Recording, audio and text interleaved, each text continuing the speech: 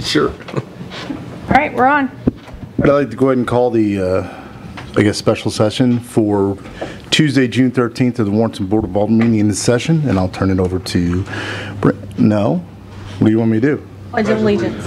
Oh, we do have to do that, because it is. Oh, what did I just do? Please rise. Give us 1 second, and we'll start the Pledge of Allegiance. I pledge allegiance to the flag of the United States of America and to the republic for which it stands, one nation, under God, indivisible, with liberty and justice for all. Just come out of the box, baby. Now can I turn it over to Dana? So next we'll hear from Finance Officer Dana Blask.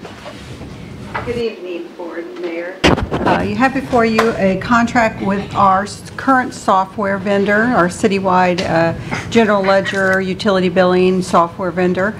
So as you know, we are moving to a new software vendor, BS&A, and a part of this process is to transfer existing data into the new software, so history data, general ledger transactions, utility billing records.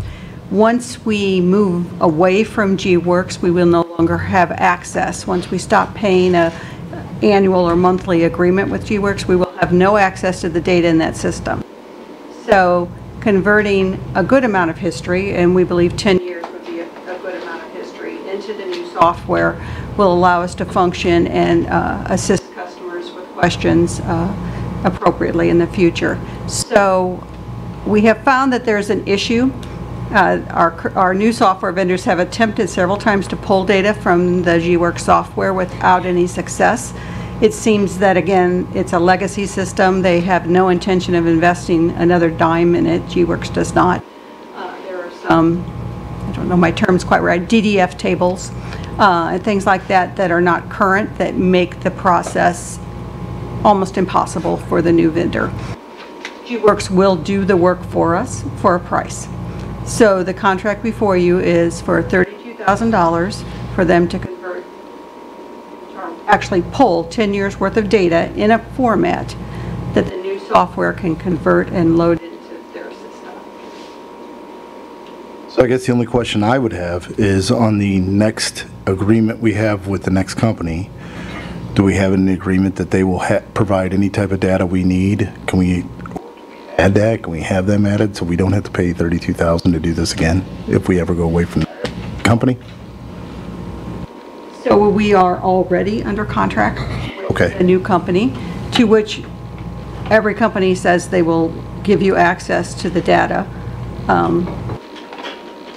I struggle, so you know. My question, which are you talking about? If this software, we go to another software, is that what you're asking? Or just any software in the future. I think that's something we need to add, is that somewhere in the contract we have a little bit of bite to bite back with our attorney to say, you need to provide us our information that's needed to move on.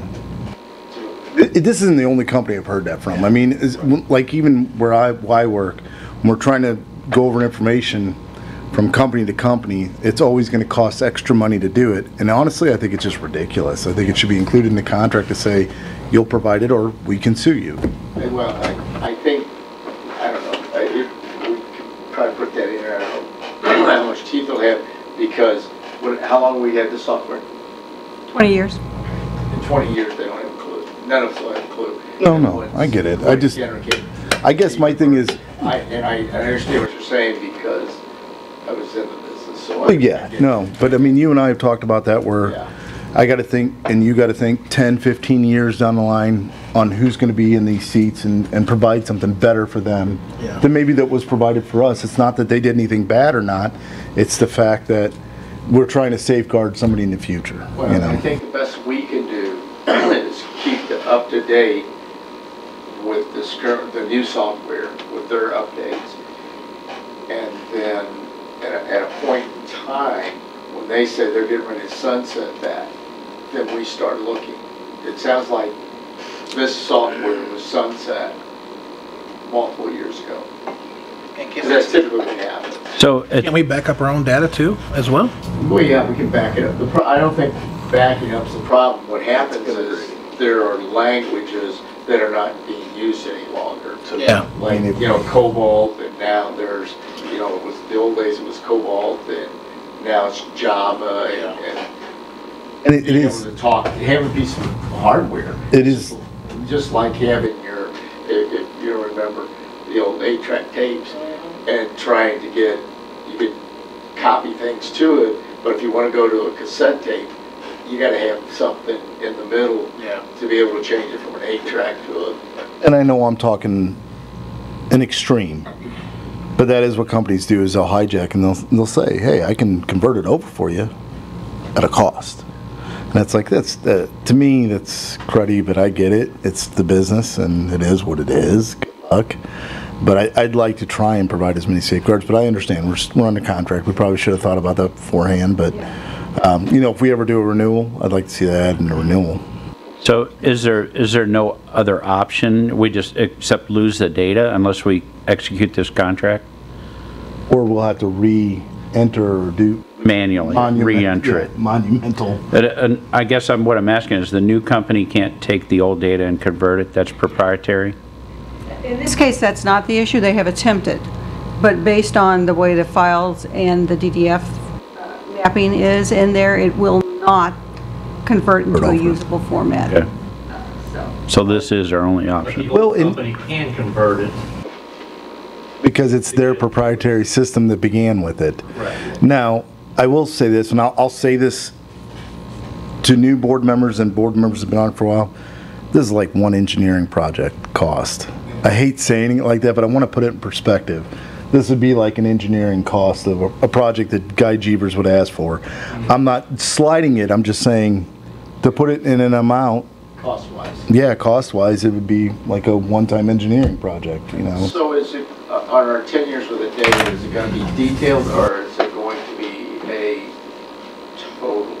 And what I mean by that is, am I going to be 1 year, am I going to see a total for all 12 months, or will I be able to go back to 1995 and see detail of that a customer's data? Yeah. So my understanding is, like for a utility customer, you will see that at a detailed level. They'll hold the history, so you'll see each bill and volume. Probably better. So then my next question is, do we need 10 years? We talked about that quite a bit, because the pricing does vary. Their initial quote was 2 years. So they provided a quote for 2 years, 5 years, 10 years, and about a $5,000 differential there. It's a judgment call. I thought as long as you're doing it, another $5,000, 10 years. For the other 5 years. Right, for the other 5 years. I didn't know if it would be half the price or... Yeah, even 2 years is like $22,000. Okay. 2 or 3 years ago, didn't we update, was that the hardware that we went with, the new hardware or something? $30,000 runs in my mind. Oh, are you talking about the server upgrade we did? Is that what it was? I think we did that was about 3 or 4 or 5 years ago. Yeah, we've done a something lot like of that. hardware upgrades along the lines. It was our actual servers. Yes. Stuff like that. So is the new software going to be viable for a longer period of time or a long time? Because we use this one for 20 Hope years. so. I have no reason to think that we won't see 20 years out of it. And again, it will probably have different phases and platforms throughout time, but as long as, like as you said, we make sure we're current, it will be to our benefit. They'll continue to improve the software and give you guys better things, make your job easier, hopefully. That's what software companies say they will do. So We just have to make sure that we're progressing in that same Correct. direction. just, Make sure the updates and that kind of stuff. and it's just from my knowledge, Alderman Romaker, did you actually speak to them about this? No. Okay, so this is that system that when we were doing online bill pay, why we stopped it was because this system didn't upgrade anymore, right? Am I saying that right? Right.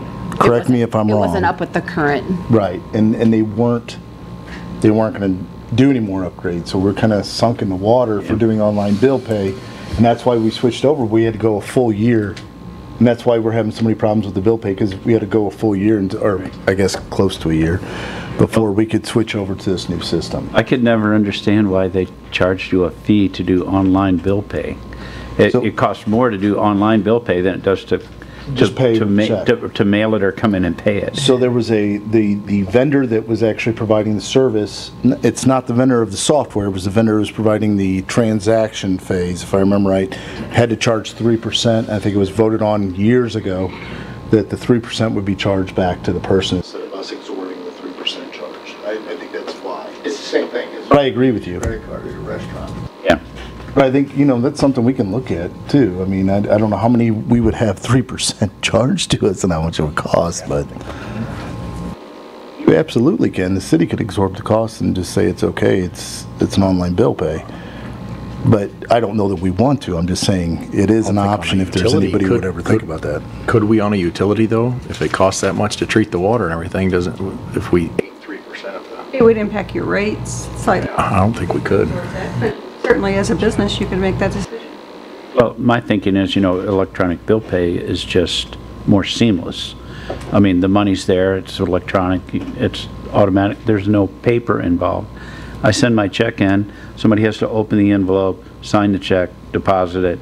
There's a cost. Yeah, I never understood it either, but I guess it's the transaction phase of it that they kind of have you at. I guess most credit card places are like that. I mean, that machine, when it first came out and you'd swipe, or would be it, instead of doing that, well, I guess I'm showing my age. They made what's called a carbon copy. Yeah, the old, Carbon copy. it cost just to run that little machine and have a terminal and then be able to, they're probably making out like fat rats, but it is what it is. I guess I'll get in trouble for saying that, but I shouldn't say fat rats. But anyway, any other questions on this? No. All right, I'll entertain a motion for the first reading of bill number 38-23. So moved. Second. Motion made by Alderman Schultz, seconded by Alderman Cullum. An ordinance authorizing the mayor to execute an agreement with GIS Workshop LLC doing DBA G-Works to provide conversion data. I'll entertain a motion for the second reading of bill number 38-23. So moved. Second. Motion made by Alderman Miller, seconded by who? Order. Alderman Quarter. An ordinance authorizing the mayor to execute an agreement with GIS Workshop LLC, DBA G-Works to provide conversion data. Roll call vote. Alderman Miller? Yes. Alderman Schultz? Yes. Alderman Crump? Yes. Alderman Quarter? Yes. Alderman Cullum? Yes. Alderman Romaker? Yes. Motion pass, or sorry, bill passes 6-0. Motion to adjourn. I'll entertain a motion for adjournment. So moved. Second. Motion made by Alderman Schultz, seconded by Alderman Romaker. All those in favor? Aye. Aye. Any opposed, say nay. The ayes win, and we are so adjourned. So that 38,000 wasn't just for the billing, that's general ledger, payroll, all of it. All modules. Yeah, so that's a little bit different. Yeah, I saw that, but I didn't read